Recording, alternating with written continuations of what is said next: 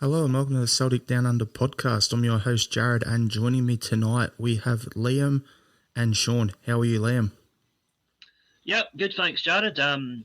It's pretty cold up here in Japan, and hello to anybody who hasn't heard us before on this weekend event. Great pleasure to be here for a great cause, and looking forward to having some good Celtic chat. And how are you, Sean? Yeah, I was sweating my nips off today. I was out it's in the mid-30s here. I was out at the park with my daughter at a Perth Celtic Supporters Club event. They had the sausage sizzle on, as they call it over here. So it was a good day, yeah. Yeah, there was some nice pictures put up in their CSC's Facebook group, so if anyone wants to check that out, have a look at the Perth Celtic Supporters Group Club on Facebook. Good cause that everyone out there. And talk about a good cause, this Charity Weekender, raising money for St Mary's. Thanks again to Paul and the ACSOM team for having us on. It's the second year in a row, and happy to be on and do our part. So if you haven't donated and you can, please do so. So what we'll do is there's been, since our last podcast, so we normally record, for those who haven't listened in, as Liam touched on, we normally have a podcast out pretty much every Wednesday. So what we skipped that so that we could put this week's podcast today. So since our last pod, there was a Celtic played by Leverkusen, had a 3-2 loss. We had a 2-1 win against Aberdeen, and then we had a 1-0 win against Hearts. So we won't really touch on Leverkusen and the Aberdeen result because pretty much everyone's done that to death already. So we'll talk about the Hearts game. So Sean, do you want to give your rundown on the 1-0 win against Hearts? Point out anything that you found interesting or saw from the game, and then we'll just go from there. Yeah, lots of things.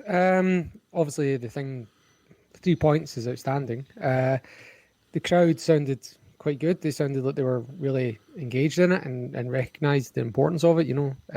Second versus third. We're with us sitting in third before the game, so we've taken that step on Hearts now. Hearts were doing the usual shite, putting the boot in early. Bobby Madden letting them away with it. Usual gamesmanship crap as well. Stuff like Robbie Nielsen kicking the ball away from stop us taking a quick throw in, all that sort of thing. But something that stood out early in the game was that we were absolutely frantic. Like the players were at stupid pace. Like I wasn't even watching the Celtic TV broadcast. I was watching the KO one, which I think comes off Sky. And like they couldn't even get the replays in. Like they were cutting to a replay and then cutting off before they even got to it because Celtic were taking the corners so quickly or throwing so quickly. So it kind of felt almost inevitable that somebody was going to pull a hamstring. And yeah, there was Jota going off at the same time as Stephen Welsh, putting us down to why is Nir Beaton coming on at centre back and not Liam Scales? I don't know. But that's what it is. And I think our two centre-backs are actually having a great game, defence-wise. But one thing that still drives me nuts is having Starfelt, who cannot use his left foot in any way, shape or form, over on the left of the two centre-backs. Like, it just slows the game down in possession. Like, seriously slows it down. Yeah, a few more things. Do you guys want to come in before I go on to those? No, I was just going to say that it was a good win in a difficult circumstance. That taking the Hearts game and the Aberdeen game together, I really like the fact that Celtic are in a position now where we can not play particularly well and still get the win, which is a big step up from last season when I reckon we would have either drawn or lost possibly both of those games at this point last season. The progress is clearly there to see that Ange has got us playing really fantastic football, but he's also got us grinding out results where we have to as well. And you need both of those elements to win a championship. Well, touching on what you just said there, Liam, and what Sean said earlier, was frantic pace early, but we got that goal. And then you're saying Ange's team's grinding out results. The game slowed down in the second half. So to me, that's a perfect summary of what the two of you have just said there. It was flat out early on, but then it would slow down. And Sean, where you said, why'd Bitton come on instead of Scales? Well, Scales wasn't on the bench. So there's your answer. No, I know. I mean, why Scales not on the bench, I guess, is the extension of that question. Exactly. But yeah, it was a weird game for me. Like, I thought it was. I wasn't sure if I was watching football or rugby, but didn't expect any different there.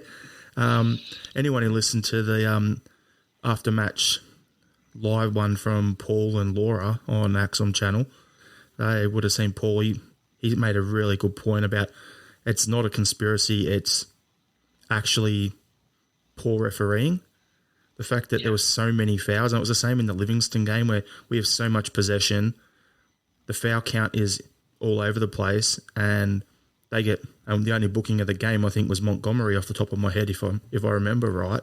Yet they had 7 fouls to half time. Like it was absolutely shambolic refereeing. But yeah, back to what you had a few more things you wanted to say, Sean.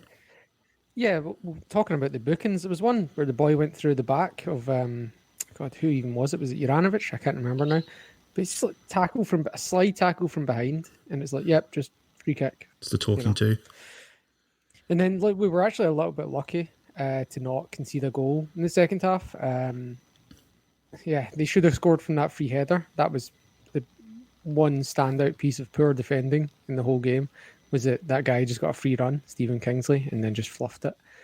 And then the one where Montgomery gets fouled and they almost score in the counter-attack, that was the worst decision of all from the referee. But I actually felt like even the goal, I thought it was offside. I don't know what you guys thought. First look, I agree with you. Second and third look, I still thought it was offside, but there was enough, like, seed of doubt there in that depends on the camera angle. If you had VAR set up, like a lot of people are talking about, where they have cameras on the posts, they have cameras in the corners, they have them along the sideline. If they had that, and they were able to look at the one from the corner, it'll look onside by a mile. So it all depends on camera angle. Yeah, but you've also got the lines on the pitch. Yeah. But yeah, I felt like even before that goal, there was a couple of marginal ones that the linesman hadn't flagged. So I actually felt we were getting the benefit of the doubt before that, which is interesting because we've got Kyogo, who's always playing they're playing, that's the system we're playing. And the reason why Robbie Keane left and didn't come back was because he was getting flagged for them. So it's like... That's Ange's system. The striker's always offside. They get offside behind the centre-backs, the ball goes wide. Then if the winger or the fullback in this instance cuts the ball back, plays him back onside, there's no defenders there to stop him tapping it in. The guy Bessart Barisha in the A-League made a career out of that at Brisbane Roar under Ange. So exactly what we're seeing now, except Kyogo's a hell of a lot better. Yeah, I think I'd like to see us go to the system that they do in most major leagues now, which is the officials let it play out and then, and then they'll flag it or go to VAR or whatever at that point. If it's obvious, they flag it. But if it's touch and go, they'll play the advantage, see what happens, and then they'll go and review it. They pretty much let everything go now, as far as it is, unless it's literally meters. If there's clear daylight, they'll flag it, but otherwise, they let a lot go now, even if it seems really obvious. What was the game I was watching? I can't remember now, but I was like, the guy was like, there wasn't clear daylight, but he was pretty clearly offside, and they let it play out. I was like, yeah. The funny thing, Sean, though, is it gives us guys on podcasts and people in the office around the water cooler, it gives them something to talk about. That's the one thing with football, that referees and the decisions that your team gets and doesn't get has always been there. That's the one thing. And even VAR doesn't change that because we've got it over here in Australia in the A-League. Correct. And the VAR over here, it doesn't matter that you've got it. It's how it's implemented. And if you've got incompetent referees on the pitch and up in the VAR box reviewing things like you currently have at the moment, then it's not going to make much difference. If you've got Bobby Madden on the pitch, but then you've got, I don't know, Willie Collum in the box, for instance, how do you think that's going to play out? Mm-hmm. Yeah, I mean, that's the thing I've always said about VAR, which, I've had, debates with people about this online, particularly amongst Scottish football fans where we don't have VAR yet. It's not this magical silver bullet that's going to cure depending on whether you perceive it as incompetence or corruption amongst referees in Scotland. I personally think it might be a bit of both, but The fact is, if they are still adjudicating that, they're the ones that decide when do you consult VAR. They're the ones on the VAR monitors. The problem is the people. It's not the technology. Giving those same people new technology is not going to make them any more competent. You know, if I'm computer illiterate, giving me a brand new Mac isn't going to suddenly make me magically computer literate, you know? And if you're a bad referee, giving you a VAR screen is not going to make you a better referee. I just want to touch on something Cal said in the comments where they've gone, shows you how far behind Scottish football is when the Australian League has VAR before us. Now, that comment, Australia was actually the test league from FIFA for VAR, so we actually had it before it was even rolled out anywhere. So we've had VAR over here now, I think, for, a good 5 years plus. So something like that, Yeah, so it's interesting just to see the way it's evolved and everything. The first 2 years it was out here, it was an absolute nightmare. So if Scotland had the same system that we had when it was first implemented here in Australia, I'd rather keep the status quo. Yeah, we were definitely ironing out the kinks there, weren't we, down here? Oh, it's useless. I mean, that's the other thing about it, though. Is like it's inevitably going to come to Scottish football. It's a question of when. But I actually kind of like the fact that, you know, in England for about the first 18 months, fans were complaining about it every week. But now that it's been streamlined and refined, it's actually a much better, smoother, less disruptive process. And people are used to it now, Liam, too. Aye, and you get used to it. And I think that we're not going to get, you know, Scotland isn't going to get the same VAR that Australia got 5 years ago. We're going to get this, hopefully, the refined VAR that's now operating in most of the major European leagues. I think whenever Sevco have a game with VAR, they'll probably have like a audio-visual technician up there so that he can be doctoring the footage in live. Kevin Graham said in the comments, in Scotland it'll be visual assistance for Rangers. Great call, Kevin. Love it. Yeah, so anything about the game you wanted to still touch on, Sean? Yeah. There was... I was just going to call back to the first Hearts game. I actually rewatched it, the highlights, and a couple of things that jumped out at me was if you get a chance, you should go back and watch it. The one we lost at Tynecastle in July.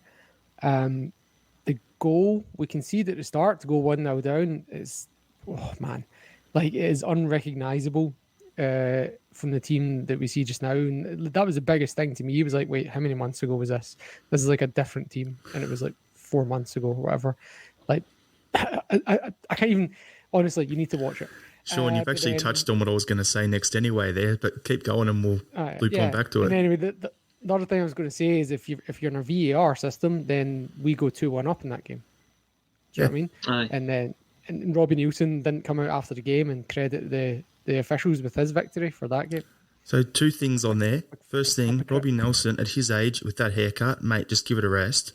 Second of all, yeah, you're spot on there. It's like we had one taken off us that was onside. We had one that could have been offside given for us. This one, swings and roundabouts, basically. It's, at the end of the day, it's evened out. So I look at it and go, whatever. It all plays out, they say, over the course of a season. That's the first time in my life being a Celtic fan I can remember it actually has played out in the same season. So...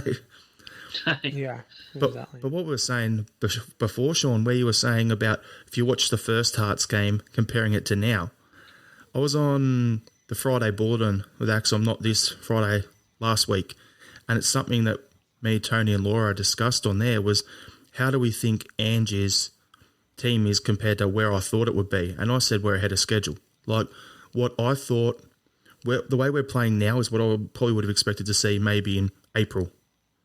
That's where I think in terms of the way we're going forward, attacking and the way that it's all played out, we still need to strengthen the back line and get maybe another defensive midfielder in, another striker as well. But that's going to play out over time and over transfer windows. But as you were saying, Sean, watch the first Hearts game to this one and it ties in perfect with that. I think we're ahead of schedule. And I'm happy to say that. Yeah, I when Ange came in, my biggest worry was that he wouldn't be given time to get the results needed to satisfy the wider support. But if you'd have said to me after that Hearts game in July, okay, we're going to get to December and we're only going to be 4 points behind Rangers and we'll have played some really good football, I'd be like, aye, I'll take that. I'll take that. And we're going to finish third in a very tough European group with 3 teams that were all, probably at the start of the season were not expected to beat. I think, considering he's only had one window to bring in his own players and shape his own team, the transformation is incredible. It really is. Did you see he called out Mikey and Abada specifically yesterday? All right. No, I didn't see that. So is everyone else in the comments, mate. No, I meant Andrew Postecoglou. Yeah, I know what you meant. I was just having a laugh there, Sean. He specifically called those two out, saying like, "Oh, well, this is why they're here. They're here to play games, so they need to step up, and this is their chance when they get it." I agree with him on that. Like, Mike, let's be honest with Mikey. If he was off at Hibs, tearing the league up, doing well, doing what Martin Boyle's doing, right, or even giving us those 20-minute bursts in the same way Doig did last season, there, we'd be linked to him. It'd be like, oh, he's one of the best up-and-coming young talents in Scotland. Celtic, when's he going to be at Celtic or Rangers? That's what we've seen. I've seen it my whole life. But because he's one of our young kids coming through, everyone's on his back. But he's at that age now. Yes, he's had injuries, but the time is now. He's got to step it up. Because otherwise, he's basically teetering at the same place in Ronnie's last year where Jamesy Forrest was. Where if he left the club at that point, a lot of fans would have been like, oh, well, we're not going to miss Forrest, but look at what he's gone on and done for us the last 5 years. So I think Mikey's at that same crossroads at the moment. He needs a run of games, but he's got to do something. Where Ralston was 6 months ago. Exactly. Don't think anyone doubts that Mikey Johnson's got talent. But there's more to football than talent, isn't there? The best kind of ability is availability. And, Well, let's be honest. Lewis Morgan had talent, but he didn't do it in the Celtic shirt. He did it at St Mirren. He did it at Sunderland. Didn't do it with us. He's doing it in America. Players have got their level. Where's Mikey's level? He needs a few games for us to give him a run of games, especially with Jota out. He's going to have to step it up. But at the same time, is this his level? Can he cut it at Celtic? Now is the time to make a stand and prove your spot. And even if he moves on, he's like a £3 million player. So for someone that you paid nothing for, the academy producing players worth millions of pounds is like, if you're St Mirren, you're saying that's, you're absolutely buzzing about that. So, even if these players are not going to be ripping the league up, you still want to be producing players that are going to do something at some level and bring something back to the academy financially. That is one thing Ange is good at. He does bring through players. So I'm looking at it going, there's so many young guys in the squad at the moment that, okay, they may not be starters now, but if over the next few years, is Welsh going to cut it? Is Mikey going to cut it? I've gone mental blank here. There's a couple other defenders. Monty. Who was the other young centre-back that played against Midtjylland? I've gone blank there on the name. Dane Murray. Dane Murray, that's the one. Are these guys going to progress over the next few years? Now, if Ange is at the club 3-4 years' time still, which I'm hoping he is, and things are going great, and we're like, on our way to 3 or 4 in a row or whatever we are at that point. If we get to that point, these guys need to be either regulars or have gone out on loan a few things, doing the Ryan Christie path, to come back and be ready to jump straight in and not lock themselves down a spot. Yeah, Dane Murray needs a year at Falkirk or Kilmarnock, and then a year at Aberdeen, and then that's surely he's got to be first team ready after that. I mean, the guy's a Scotland under-21 international. Yeah. So. Yeah, I mean, particularly the case of Mikey Johnson. If we do sign one of the Japanese players that we've been linked with, which we'll come to in a wee minute, he is, in my opinion, just a better version of Mikey Johnson. So I think Johnson's time's up if we sign the player in question. What about age? Age for age, is he better? Well, how old's Johnson now? Is he 22? 23, I believe. 22, 23. Right. Well, Maeda's 24, so there's nothing in it really. There you go then. Okay, that answers that question. Aye. So then we'll jump to that now, Liam. Then, so we had on the run sheet we had Daizen Maeda. The latest update is apparently it's going to be about a £3 million transfer, and also Reo Hatate transfer is pretty much done according to all reports. I've seen the figure for him at about 2 million listed, 2.5 million. What are you seeing over in Japan? Because that's where you're based. So that's a man in Japan. What do you got on the go? Right. Okay. It's interesting because looking at where Celtic need to strengthen at the moment, I think Hatate is a more useful player for us. But Maeda, having seen him in the flesh, because he used to play for my local team over here, is a guy that excites me more as a player. He's more of a, if you want to use the cliche, a guy who plays the Celtic way, you know. Hatate, left-sided, has played left-back for most of this season in winning the league with Kawasaki Frontale. Although that's not his natural position. He's naturally a midfielder. But he has done really well at left-back. So we can put him in at left-back. We can put him in. He could also play that defensive midfield role that we were talking about. He's actually quite good going forward as well when he wants to. He's very versatile, and I think versatility is something that we need a lot of, because we don't have that many players at the moment who can switch. I mean, Beaton is the only one really who's played multiple positions this season, and we know he's not a central defender; he never will be. But he tries his best, you know. But so Hatate is going to be probably a more beneficial acquisition, but I think Maeda is the one that would get fans more excited. He is, he can play centre forward, he can play left wing, right wing. When I saw him play, he played for quite a small team here called Matsumoto Yamaga, who are now, actually just last week, got relegated to the 3rd division in Japan. They were in the top league when I saw Maeda play for them 2 years ago. And pretty much after he left, everything imploded and they got relegated, and then they got relegated again. So they've done a Sunderland, but the one thing about them, much. Liam, what uniform did he wear there? At that time, Matsumoto's home jersey was the green and white hoops, and Maeda looks good in them. I'll tell you that much. One thing that you're talking about there that's interesting is talking about Hatate playing out of position. And was you saying Maeda plays everywhere as well? Interesting parallel with Kyogo, who was playing, correct me if I'm wrong here, but I believe he was playing left wing for Yokohama. For Vissel Kobe. Kobe. But despite playing left wing and all his YouTube highlights being left wing, Postecoglou actually identified him as a striker and signed him and put him up front, notwithstanding Ibrox.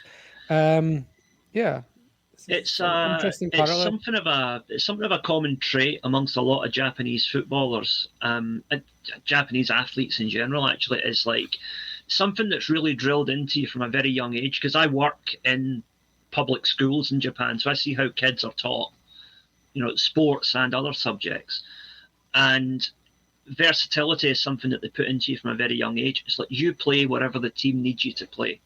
It's not about you, it's about the team.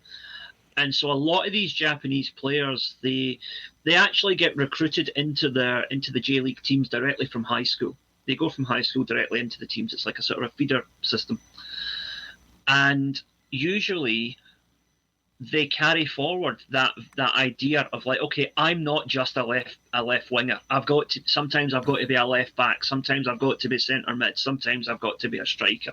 It's wherever the team needs me this week. And Maeda embodies that. Kyogo embodies that, and Hatate especially embodies that. So and I totally agree. I guess to part B of the point there was that I'm also praising Ange for being able to recognise a player's actual strongest position, even when they're not playing there. And like some of the talk is about Hatate coming in as a centre mid, and look at how well Near Bitton's done in the last 6 weeks, after he's been shunted forward and stuff like that, I actually don't mind Near Bitton at central mid because of his height. Like, the one concern I've got with Hatate coming in, if he's a defensive midfielder and plays in the 6 role, is his height. Like, I've been saying for ages, look at us against your Aberdeens and particularly against Rangers, we seem really small and light on in the middle of the park. So if we were going to get a defensive midfielder, I actually would like a Victor Wanyama type, someone who's a bit more stockier and filled out or a bit taller. But if Hatate can do the job there, I'm still happy for him to come in. But what are you going to say, Liam? My response, well, I'll come back to what I was going to say in a second, but my response to that would just be, well, how tall is Scott Brown?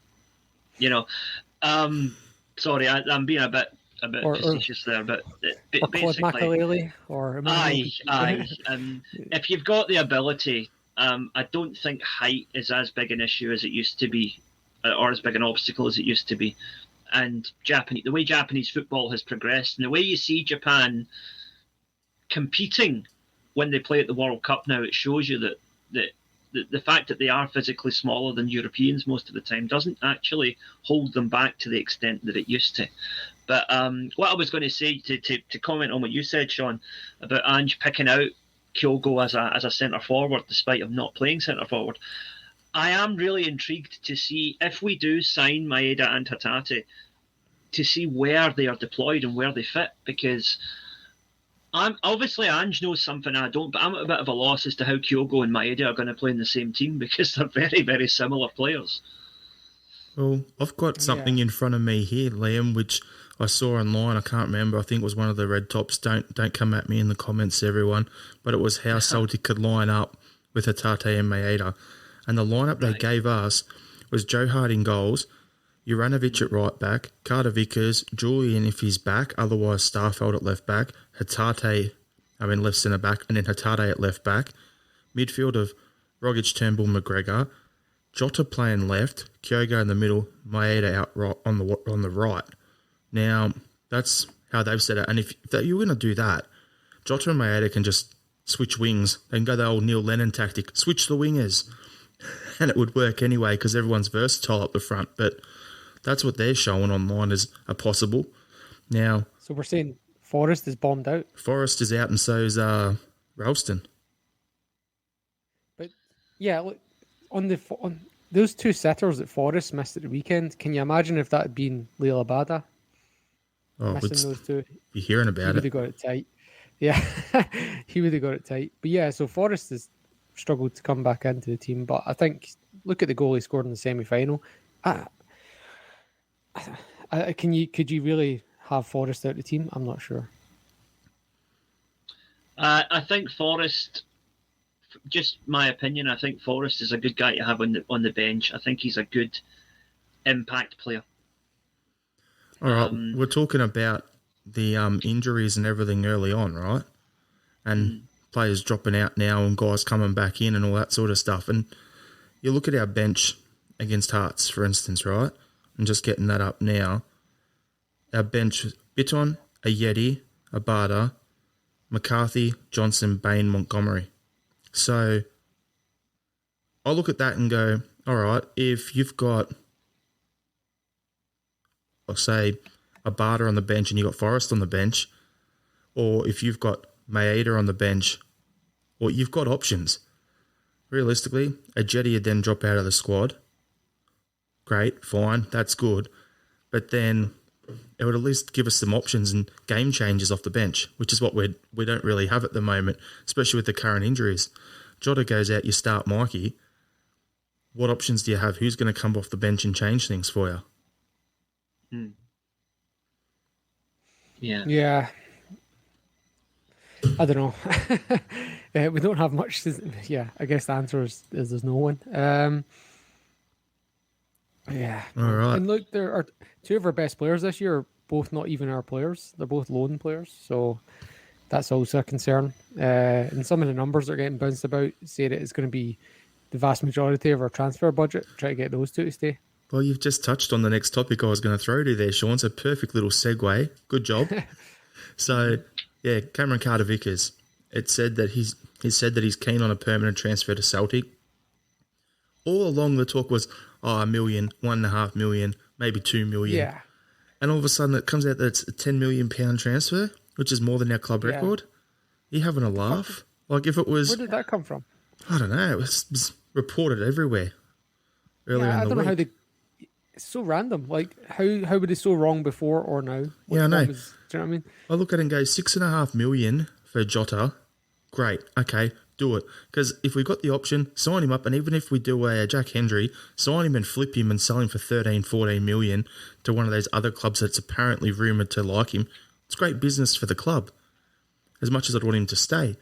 But 10 million for Carter-Vickers, he's 23 or something like that. You'd have him for a few years, but I think he's good in our league in Europe. There's still question marks there for him. And I wouldn't spend 10 million on him. Like if we're paying 6 million for him, and then with add-ons based on performances, league titles, number of appearances, all that sort of stuff, it eventually got up to 10. Fine, I could consider that. But when we're talking about Maeda for 3 million, Hatate for 2 million, why would you spend 10 million on a centre back?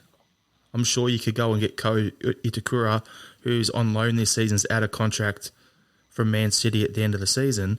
You can get him on a free and he's a left-sided centre-back.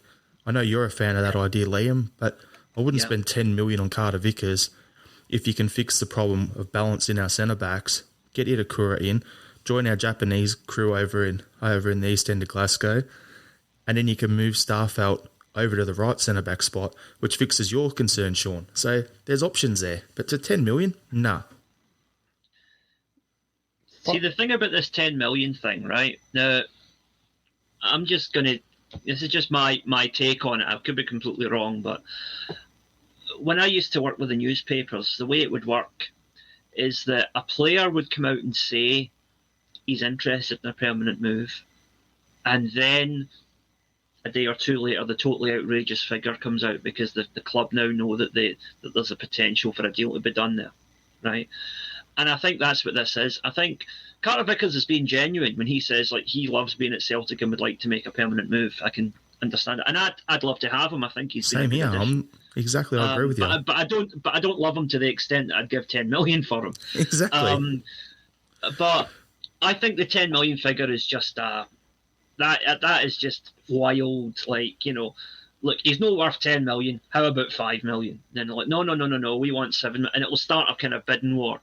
We'll probably end up, if we do sign him, it'll probably be for something about 3 or 4 million, I would guess. I've got a weird theory on this, Liam. You want to know what it is? Mm-hmm. What's that? Suddenly, if Carter-Vickers is worth £10 million, that number's being thrown around so the papers can then report that Connor Goldson's going to be sold for the same money. That's what my theory is on it. I think that's not a wild theory. Do you know, that actually, knowing the way the Scottish press works, that absolutely makes sense. Yeah. So here's a quick question. Say Carter-Vickers was our player, right? Whether we signed him from Hibs or through the academy, whatever. Say he was our player, putting in these performances, and Bournemouth or whoever come in for him in January or at the end of the season. How much would you be thinking he's worth going in the other direction? I'd say Julian money, 6-7 million. Well, honestly, would you not be saying north of 10? You know why I'm saying that? Because I'm being realistic and knowing off the back of COVID where there's been a lot of clubs don't have money, that's what we'd get. We'd get realistically, depends on the length of his contract, first of all, but the age profile. If he had 1 or 2 years left on his deal, we'd probably only get Stewie Armstrong money. That's it. Because honestly, I'd be saying 11, 12. That's what I'd be saying. So I agree with you that 10 is outside our price range, but if it was in another direction, I'd be saying more than 10. So, yeah. And look, the guy's no use to Tottenham. He's not going to get a game for Tottenham, so that's what makes the difference here, is he's a more valuable player to us than he is to Tottenham. Yeah. But, yeah. And on the subject of Jota, one of my friends down here, he's an Inter Milan fan. He's also Australian. And an Ange Postecoglou fan, so he started watching Celtic this year. So I was chatting to him the other day and I said, we've got a boy here that you could do with the Inter Milan. And he goes, "Oh, you mean Jota?" And I'm like, "Oh." So he knew, like, straight away that was the player he went to. He knows who I'm talking about. Like, so if we can get Jota for $6.5 million, even if it is just the Jack Hendry thing where, oh yeah, if a Champions League team comes in, we'll let you go for 12. Fine. I'd rather he stayed, obviously, but if we can flip a profit, do the Jack Hendry thing. Well, I can tell you as well, I've got a mate who's a Dortmund fan, and they're talking about him on all their social media pages too, after what he was like against Leverkusen. So German clubs are going to start looking at him too. So I'd love to keep Jota long term for 2-3 seasons or whatever, sign him permanently and keep him for another 2 years and then sell him on. But realistically, I think he could be the sort that we do a Jack Hendry, sign him and flip him. Yep. And then we sign Maeda. If that 6 million fees being agreed, we could double that overnight, I think, for Jota. And then you look at definitely. You look at Maeda, you sign him, he can play on that left wing to fill his spot next season. So there you go. Mm-hmm. Speaking about signing players, somebody in the comments, Ed Janauskas, is talking about John Suter. That was one that I wanted to talk about. I actually thought the two Heart centre backs were both amazing on Wednesday night. I thought we've struggled. Any team in the league really has struggled to break. Excuse me. Any team in the league has struggled to get past them, and given that he's a free, I'd be having him in January for whatever Hearts want. If it's up to $1 million, do you know, even if it's more than $1 million, I'd be taking him. I think John Suter's an excellent player. I think Halkett is a good player. I think those two centre backs. I mean, look, I thought our two centre backs were great on Wednesday as well, but I think those two are really good as well, and I'd be looking at them as potential signings. Here's a thought then. How about we sign Suter and then loan him Murray to get him games? That would be ideal. That'd tick all the boxes. Yep. Yeah. No, that'd be ideal for me. I really do like John Suter. He's a ball player as well as a good defender. There was one tackle. I'm actually not sure if it was Suter or Rogic, but there was one where Rogic got played in and he took an amazing first touch to basically put himself through in goal. And then whichever Heart centre back it was just like got a foot in from nowhere from about 10 yards away. I don't know how he did it. Like, it was one of the best tackles I've ever seen. Do you remember the one I'm talking about? It was first half, and it came from the left wing. It must have been Jota. Played him in, and he just takes this great first touch, and the Heart centre back is way behind, and just somehow manages to get his foot in the ball. Anyway, yeah, it really stood out for me in the game. I had a slight issue. It's called work Christmas party last night after the game, so I'm kind of like a little dusty on it. Anywho, yeah, John Curry has said, I'd be concerned about Suter's injury record. That is a concern now. But he's over. He seems to be over it this year. Yeah. Like, realistically, we've got guys like Mikey Johnson's got an injury record that probably match his. Let's be honest. So Achilles is not the sort of thing you usually do twice. You do one, you do the other, you're good as gold. But that's that. I mean, yeah, he did the two of them, but like you don't normally. It's not like a knee. It doesn't normally go again. If you know what I mean.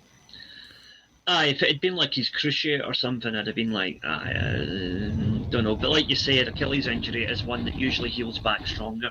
So I'm not even sure if it heals back stronger so much as they just staple it onto your bone or whatever, so it can't snap again. What I mean is, like, it's not one of those ones that's going to keep coming back again and again, is it? You know? No, not usually. No. Yeah. So, you've got anything else? Any other things you want to add to the Carter-Vickers or any other centre backs you reckon we should be looking at? Is there anyone in Japan, Liam? No, not at the moment. Big strapping centre halves are a bit thin on the ground here, as you might imagine. Not even any crazy Serbs over there, or any Norwegians and Swedish guys over there, or anything like that, or Brazilians. Not at the moment. No, I mean the thing is that the Japanese league is it just finished. Well, the championship just finished last week, and the cup is now being played out. So we're in the kind of last stretches of the season. So any Japanese players that were linked with now if we're going to sign any, those will be the ones that we're going to sign. I don't think anyone else is going to emerge in the last 2 weeks of the season. Yeah, there's no big centre backs over here. I think I'd cut it at Celtic. I keep bringing him up though. Trent Sainsbury, get him in. Nah, the Australian League is the best team would probably beat Hearts, but would lose to Celtic or Rangers, and then the worst team would be Falkirk level, and that's all in the top flight. Yep. So there's not much to pick from over here. Yep, exactly. I've always said like the top 4 or 5 teams over here would probably be anywhere from say 4th down in the Scottish League. So it'll be interesting. Yeah, and the young players get picked off pretty quickly as well. We had that winger. I forgot his name now, but he went off to Germany. The one at Perth. Oh my God, his name's gone out of my head now. Italiano, was it? Italiano, yeah, Jacob Italiano. He could actually make it, but he's in the Perth Glory team at 16 and he's gone by 18. So like, there was only one player in the Australian League I wanted Celtic to sign, which was he's just ended up over here at Melbourne Victory from Perth. There was that winger who was injured last year. I was had another mental blank. But yeah, it's there's not a lot. There's not a lot over here. There's good young there's some good young kids out there at like Melbourne City and trying to remember the guy's name. Is we've got Daniel Sturridge here in Perth. I went to the first game the other week and all the supporters were just like Sturridge. It was. And look, the guy just came off the plane. It was pretty bad. Like he came on and did a step over, had 4 touches, and I was like, "Yep, money well spent." Yeah, maybe he'll come good, but not yet. All right, so we'll just jump on to the next thing. We'll just got to crack on a bit here. So, Scottish Cup draw. We're playing Alloa Athletic.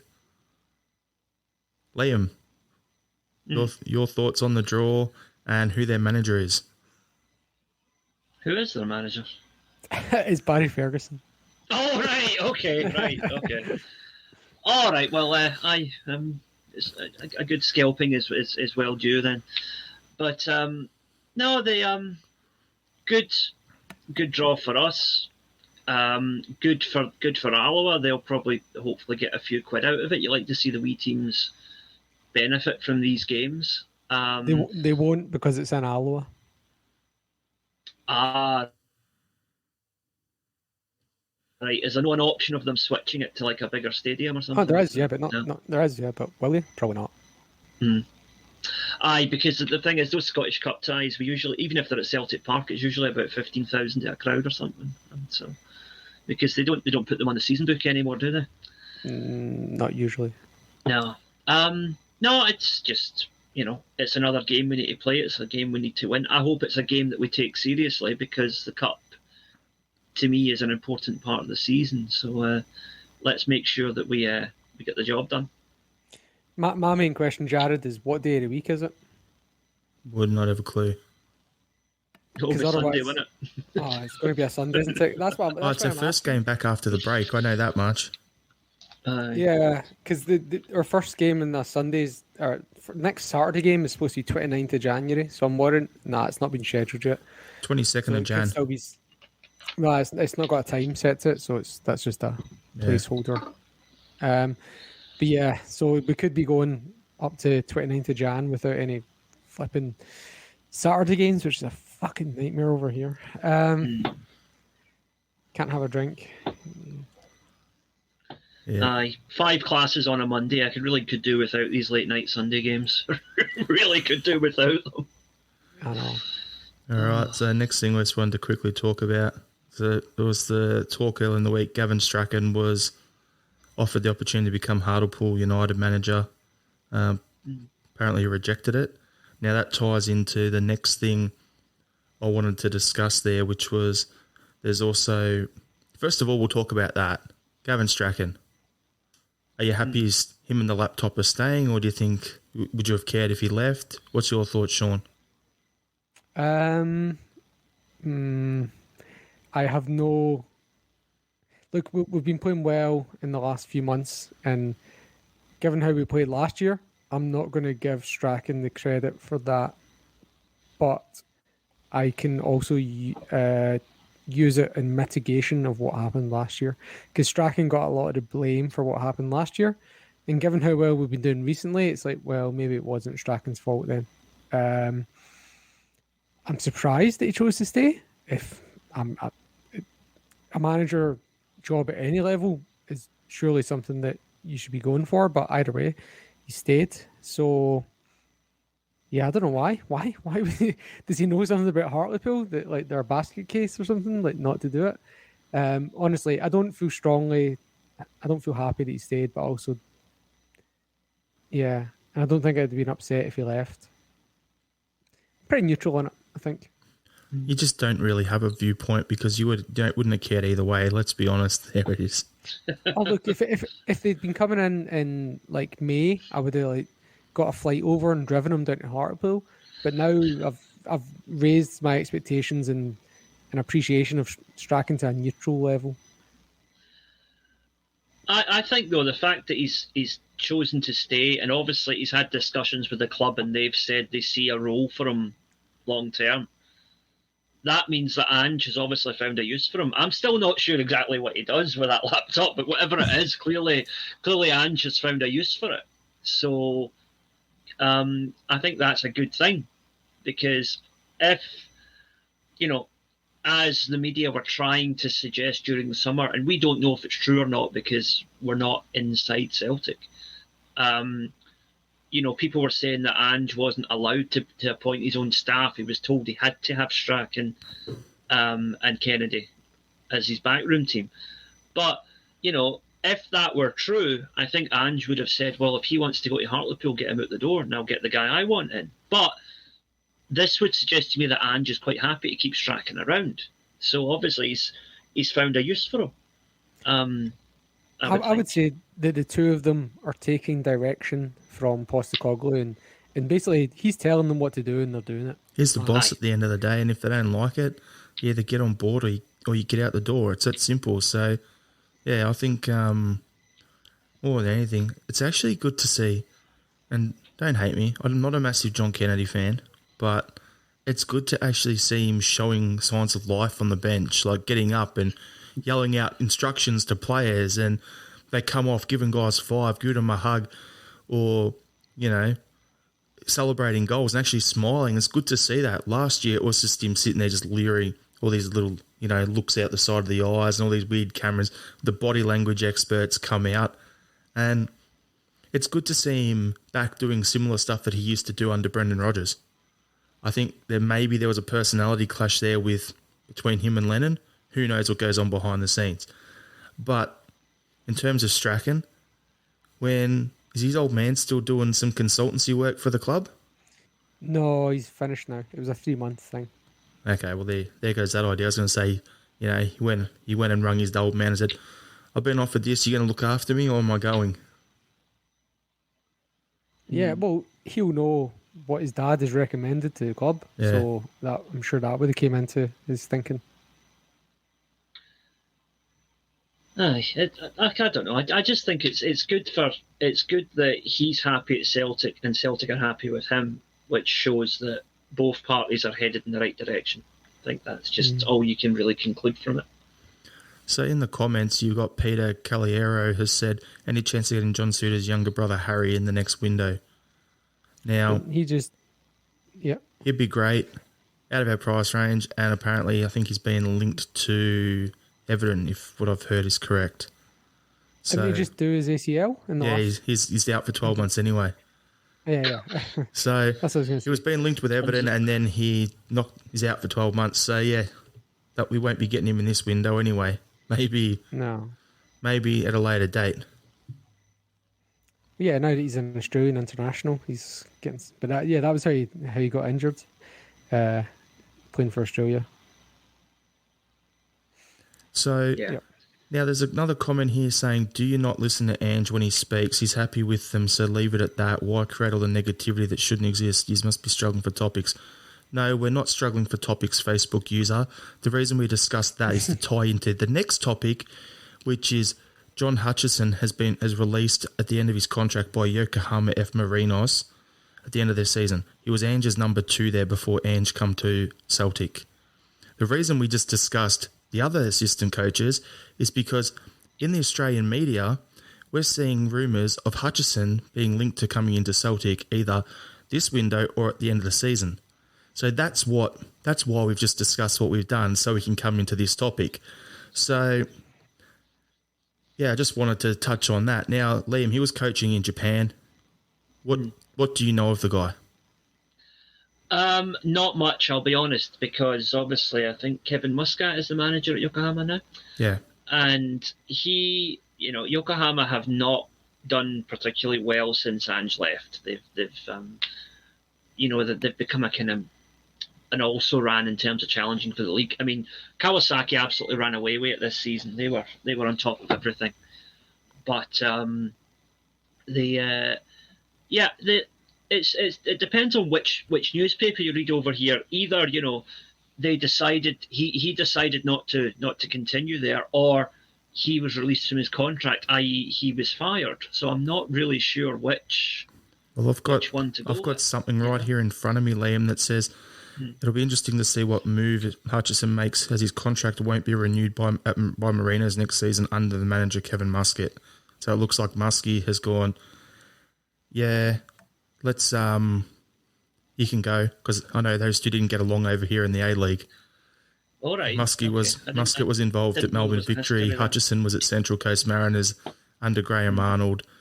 Those two are both hard bastards on the pitch, and they didn't really get along. They kick lumps out of each other. So, right, okay. So there's that whole side of it there. But yeah, I'm just putting two and two together. Ange just said he's looking for more appointments and bringing more people in. It makes a lot of sense. And Hutchison's got the family background over in Scotland as well. So, yeah, it'll be interesting to see if the rumours and everything we're seeing over here are true. If he goes, used to be at Seattle Sounders in the MLS as well as an assistant coach and assistant manager there. So he's got some experience. It'll be good for Ange to have, someone that he's got that relationship with over in Glasgow, but I think he's doing well enough without it.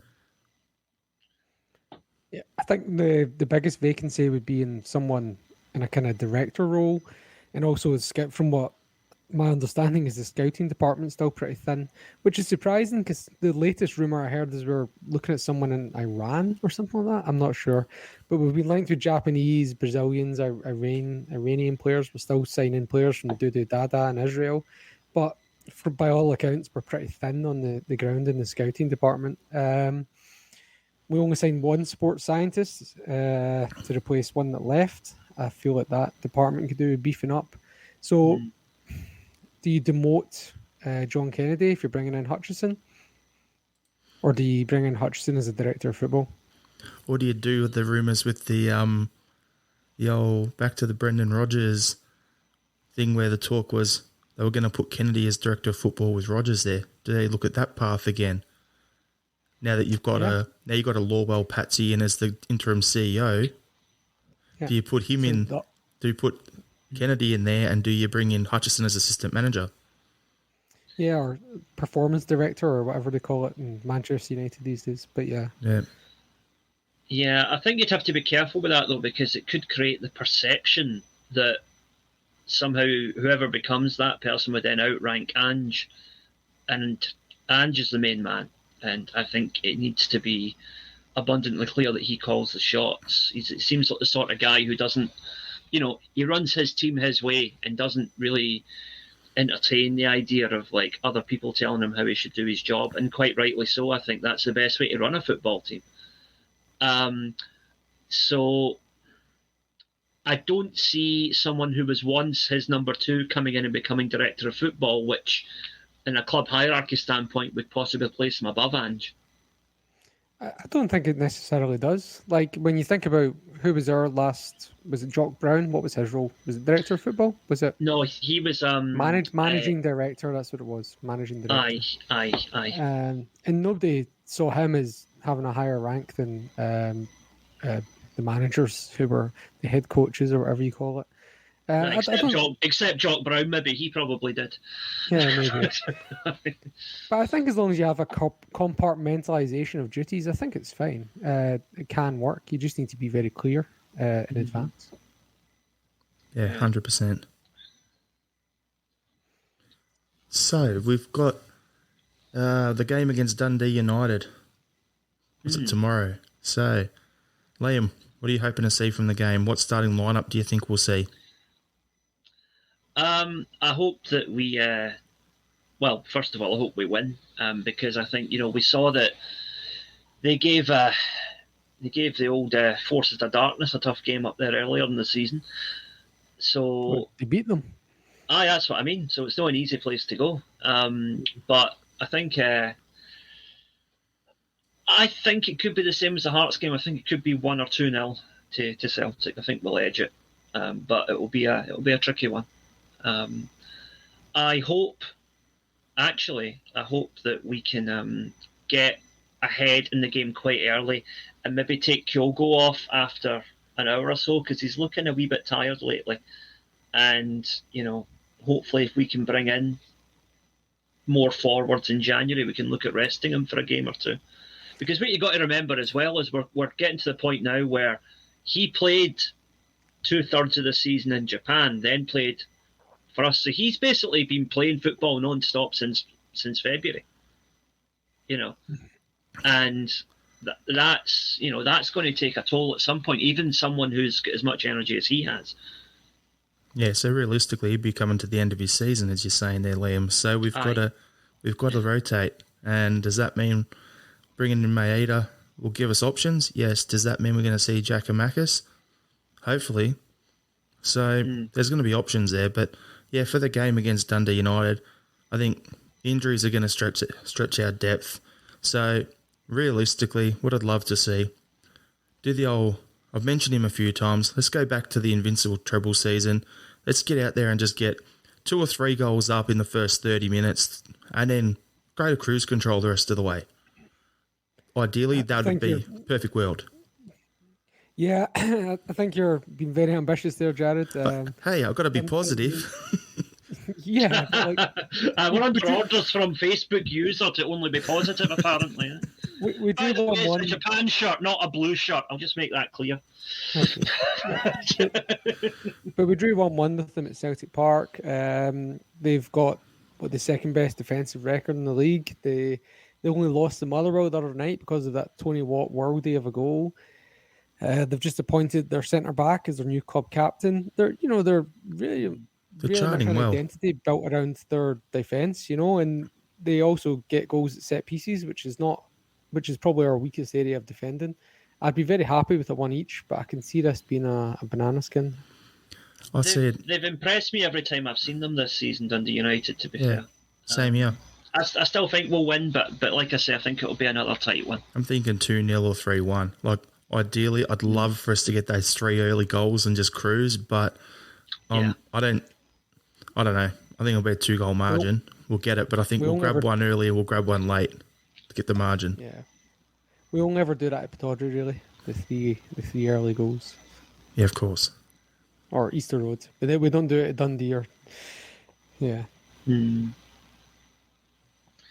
Yeah, I'm hoping it's a good game because, like as you say, they are really backs to the wall. They're not backs to the wall, but they're really a tough team to break down, and they are full of gamesmanship as well.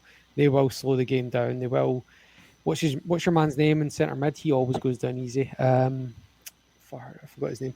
Peter Pollitt. Watch out for him diving. I guarantee you, he's going to go down, win at least 4 or 5 fouls from going down easy. Is that the guy who goes out and assaults people in Glasgow and gets arrested allegedly, or is that the guy who goes swimming with Mackay Stevens? No, was that not Patton? I'm not sure. No, it's Patton. There you go. See, I'm not quite there. Yeah. All right. So what we'll do is we'll start to wrap up the pod. Thanks everyone for tuning in. If you can, please give a donation to the link beneath here for St Mary's. It's a really valuable cause and something close to Celtic's heart, considering the history with the club. So, final thoughts, Liam? Final thoughts. Yeah, look, first of all, thanks to ACSOM for arranging this. And everybody, if you've got a couple of quid, however small it might be, please just chuck it in the pot. You know, St Mary's is a great cause to support, one that is integral to the history of Celtic, in which the club themselves should be doing more to support.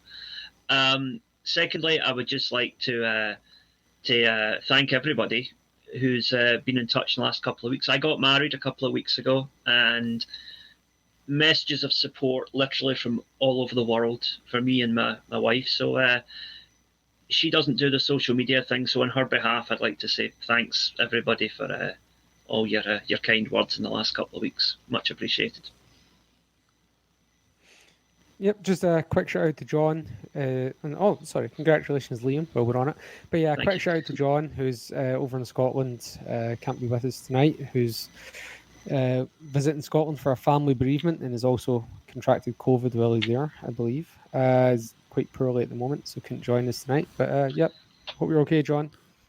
How guys? Get well soon, John. Hail, hail.